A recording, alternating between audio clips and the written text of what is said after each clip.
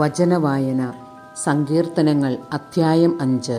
പ്രഭാത പ്രാർത്ഥന. ഗായസംഘ നേതാവിന് വേണുനാദത്തോടെ.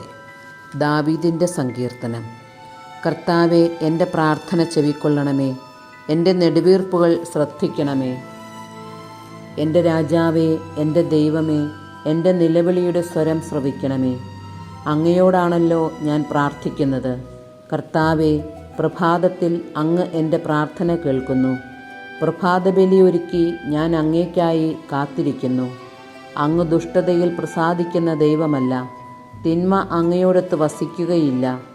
അഹങ്കാരികൾ അങ്ങയുടെ കൺമുൻപിൽ നിൽക്കുകയില്ല. അധർമ്മികളെ അങ്ങ് വെറുക്കുന്നു, വ്യാജം പറയുന്നവരെ അങ്ങ് നശിപ്പിക്കുന്നു. രക്തദാഹികളെയും വഞ്ചകരെയും കർത്താവ് വെറുക്കുന്നു. എന്നാൽ അവിടുത്തെ കാരുണ്യാതിരേകത്താൽ ഞാൻ അങ്ങയുടെ ആലയത്തിൽ പ്രവേശിക്കും. ഭക്തിപൂർവം ഞാൻ അങ്ങയുടെ വിശുദ്ധ മന്ദിരത്തിനു നേരെ പ്രണമിക്കും. കർത്താവെ, എൻ്റെ ശത്രുക്കൾ നിമിത്തം എന്നെ അങ്ങയുടെ നീതിമാർഗത്തിലൂടെ നയിക്കണമേ. എൻ്റെ മുൻപിൽ അങ്ങയുടെ പാത സുഗമമാക്കണമേ. അവരുടെ അധരങ്ങളിൽ സത്യമില്ല, അവരുടെ ഹൃദയം നാശകൂപമാണ്. അവരുടെ തൊണ്ട തുറന്ന ശവക്കുഴിയാണ്.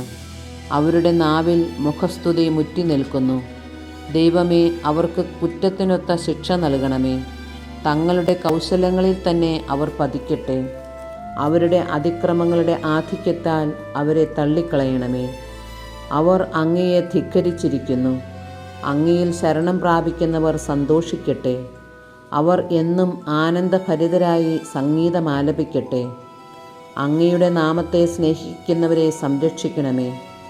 അവർ അങ്ങയിൽ ആനന്ദിക്കട്ടെ. കർത്താവെ, നീതിമാന്മാരെ അവിടുന്ന് അനുഗ്രഹിക്കുന്നു.